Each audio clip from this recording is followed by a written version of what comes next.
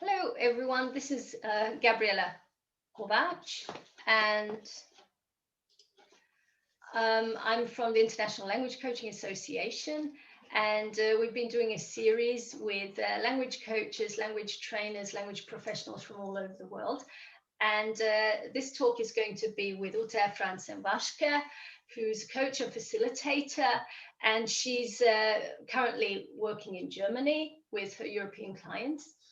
And she also does coach mentoring and training in the Europe and in the US also. She recently just came back from the US, working there for a few months. So welcome, Uta. Thank you very much for accepting my invitation to this interview. And I'm looking forward to having this talk with you. So can you say a few words about yourself, please?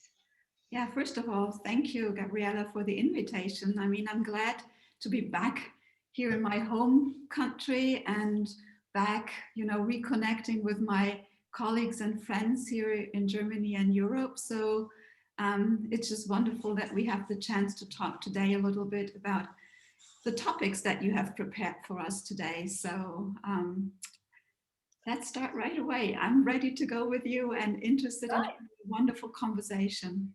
Okay, so let's move on to the first question that we've decided to start working with, talking about. So, what is is there a method? Is there a technique, some kind of process that helps us support our clients best? With all the things that coaches bring into the processes. I think we are the best that we bring to our clients with our, as you said, diverse qualities, skills, and competencies. Because you are in Hungary, I'm in Germany. Many of our colleagues are somewhere, on the planet. So we all come from different professional backgrounds. We have different educations, trainings, different tools in our toolbox. We are trainers, coaches, facilitators. We even Mm. have different cultural backgrounds, right?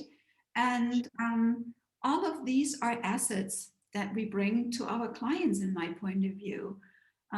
Because, with all of this diversity of tools and backgrounds, we bring different perspectives, yeah, different ways how we connect with each other, different ways how we communicate. And so I think that's the biggest thing that we all bring with our individual backpack when we arrive at our clients to work with them. Yeah. Yeah, because I think when we're working with clients, we go down one path, right? But if another client, or sorry, another coach were working with that same client, it would probably be an equally fruitful, process, but it would be a different process, right? So every single time it would be different. Exactly. There are always many ways to Rome, as we say. And that's also the beauty of our jobs, I think. That what we bring to the table with our clients is something that they can choose from. Yeah. Mm. And they can benefit in different ways because they also have different ways of working, different ways of learning. They have different goals. And so what they need is different, and so we can adapt and we can bring in our expertise. Sometimes we can bring in colleagues to who might have a different set of skills or competences that would be better for the client. So it's good to have a network as well, of professionals that we can draw on. Yeah. Right. I do a lot of work around conversational intelligence, as you know. And Judith always said, 9 out of 10 conversations miss the mark. And we are in communication skills trainings as well. So, and when she researched that quote, 9 out of 10 conversations miss the mark, then she was talking about people that shared a common language. It was not the people that we often work with that use English as a lingua franca or as a foreign language. And so we can see that communication is a very tricky subject. Yeah. And Mm. it's one bit is the language, but there are so many other components to it. And so I think what we can really do for our clients, where we can support them, is in multiple ways. improving fluency, vocabulary, and language, but also how they communicate, because communication is so multifaceted. Yes, there are so many different skills Sure. that we need to apply. And I think this is what we bring to the table, actually. Mm. For me, language coaching is, and communication coaching is so much about raising awareness about what communication actually means for the client and what they need, what kind of goals they have with the communication they want to be using English or the target language in. Mm. And that realization with the client is it's something that they haven't thought about a lot of things that we have our conversations about. Yeah, and conversation always happens in a context, and bringing that context to life, maybe showing what is the context, is something that is very valuable for a client to see, because often they are in their tunnel, they are in their world, and by us helping them to broaden up their horizon a little bit, pointing out what else could be relevant, what else could be out there, is also something that comes with language coaching or coaching as such. Yeah, absolutely. Yeah, I totally agree with that. I think it's this raising awareness, broadening perspectives, seeing things from different angles, which can really help the clients. Okay. And this kind of moves us on to the next question that I have. I mean, what kind of trends, challenges are there for clients? I mean, pre-COVID, COVID, post-COVID, I mean, there's so much context going on now, but, just in this year. Yeah, I think emerging trends, especially in view of COVID and what everyone had to do this year, was the driving of digitalization. I mean, this was fast forwarding. This year has been challenging for organizations, for employees, from an economic point of view, from a technical point of view, but also from managing home point of view, because so many people are still working from home. So many people are still managing homeschooling, working lives. So this has been a big challenge, and I think the challenge continues to exist. It's not, we are not even in a post-COVID era, but the pandemic also, in my opinion, brought a lot of good, because it accelerated so many things. I mean, just think back last year at this point in time, we would have never thought that so many people would get the chance to work from home. I mean, in the past, it was always dedicated to the few, to the privileged, to people that had a certain status, rank in the company, but not to everyone. And this has definitely changed, and it has proven that it works. It does have some extra effort that it requires. It does need some training, use of technology. Everyone had to stretch their comfort zone a little, I think. Working in a virtual environment is something that a lot of my global team said, we've been working remotely for long, but not really remotely, because they had a lot of opportunities to meet in person at least once in a while. And subgroups of a team had the possibility to meet in teams, in the offices. But all of this has completely disappeared for most of my clients this year. Yeah? Some of them have the chance to get to the office, but not the whole team is in the office. So remote working has taken on a completely different scale. And I think that is a trend and a challenge that continues. And mastering difficult communication, difficult conversations in such a room, in such an environment, requires not just extra language skills, but also interpersonal skills. Yeah, how we connect in a virtual room with people, with team members. I think this is what is really something that organizations and employees will continue to work on going forward. Oh, now you can hear the dog in the background. That's totally fine. We love dogs in interviews too. So because of the pandemic, a lot of things have changed, obviously. And you mentioned the scale of, working remotely, and basically it's the importance of it and how this is affecting the communication that we have with our colleagues, with partners, clients, etc. So communication as such has suddenly been moved into the spotlight for different reasons than like a few years ago, maybe in meetings, or when you're working with someone. Communication, of course, you have communication trainings, but now this has all been fast forwarded, as you said, kind of accelerated, because people really need to know how to connect with each other online. That's a huge big issue. I mean, do you have any best practices maybe for this? So what is it that works? I mean, have you got any ideas? I like to play, and with everything you learn, kids learn by playing. And Mhm. also in a corporate environment, when you play with technology, when you play with tools, it's so much more fun.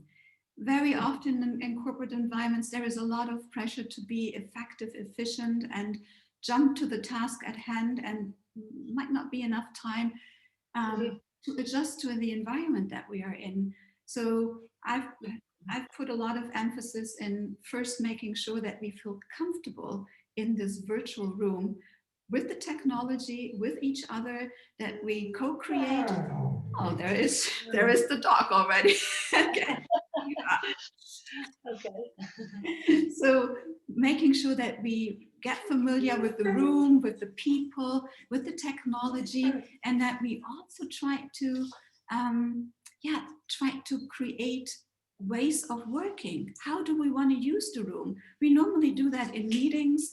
When we are in a physical room, we also give an agenda. We say, when are the break times? How do we want to work? And this is something that we also should do in such a virtual environment. We shouldn't just jump in and do what we think we have to do before we haven't prepared the environment accordingly. It doesn't take long, but it increases the way things are done and how effective and how how effective and how more human it feels. Yeah, because you are in this box, I'm in this box, but still we can have a connection with each other if we allow this to happen, right? Right, absolutely. So creating a framework together, or maybe the facilitator or the trainer would be doing most of that work, but still taking the time. And that actually, there's this saying that I think is circulated everywhere, slowing down to speed up. Because first you slow down, but then it actually does accelerate the whole process and makes it more efficient and as you said, more human. Yes. Because then what's going on. You get the feel of the space that you're working in with the other person, right? Yeah. And absolutely also paying attention to people who do not feel comfortable in that environment and who do not yet feel comfortable, because this is also our task as coaches, facilitators, to help people um, who do not have this direct connection with technology, with this new environment, find Sure. out, curious, what is it that could help them? What is it that we could do to make it easier for them? Because we know it, learning does not happen when there is something that is blocking us, that is not giving us the freedom to really explore what is there on offer. So this is also something I think we need to pay some attention to. Right, okay. So not only dealing with the task at hand, but seeing how the environment, the virtual environment, can support the people that we are working with best. Yeah, That's exactly. kind of what you mean, right? Okay, okay. And so this leads a little bit to the third thing. So what is it that coaches, I mean, let's start with the first bit. What can coaches do in the future, to support clients better? Mhm. Um, I think coaches will constantly invite clients to expand their learning, find ways, um, and to expand their curiosity. Because what we saw happening this year with COVID is that people who didn't really feel like, the technical world is their world, discovered it now, and they say it's not as bad as we thought. Yeah. And that was a necessity that was brought up to us by the pandemic. But when we take this, it's something new that we were learning together. And this is what we as coaches can do for our clients: keep that learning momentum going, keep reminding them and helping them to reflect on what they have achieved this year. What have they learned in terms of skills and competences because of the necessity, and how this increases their personal assets, their personal power, to grow from that. Yeah. And so I think coaches and clients will in the future work really on trying to stretch the comfort zone a bit more, because we can get quite comfortable in our ways of doing things, our routines, which make us very efficient. Yeah, routines are there. We don't have to think a lot. We just function. We just work. And this was a disruption that came to our routine, and that caused some stress. But as coaches, we help people to deal with stress. We help people to build their resilience around changes, new environments, coping strategies. And I think this is what continues, because the world will continue to be unpredictable, uncertain. And we as coaches can provide a safe environment for our clients to learn and to discover. Right. Yeah. The word that came to my mind was explore, but I mean, it's the same thing. So having that exploring mindset, or innovation mindset, whatever you want to call it, it's not only about growth, because that's kind of, a mindset that you can have, but moving even beyond that, and really working on looking at the world with fresh eyes in a way, because there's a constant change now, and there's a dynamic which is just really, there's this very fast pace with everything, and the pandemic actually just puts a light on that, that there's so much change happening, and you have to adapt in the here and now. So the learning time has been reduced very much, so you have to act very, very fast and react. Yeah. And let's be honest. I mean, when we learn something new, we make mistakes because we have no experience. So this is part of the learning. Yeah. We try something out and it works. Good. We try something new out. It doesn't work. Doesn't work as good, but we can tune it. We can, work on this and improve it. And this is the growth mindset that you were describing. That failure is part of the learning process. I think there was this guy, this Dutch guy, who said we have to learn how to fail brilliantly. And there is a wonderful YouTube talk around that. So if you want to share that with your audience, I can provide a link. It's Sure. really interesting. Yeah. Mm-hmm.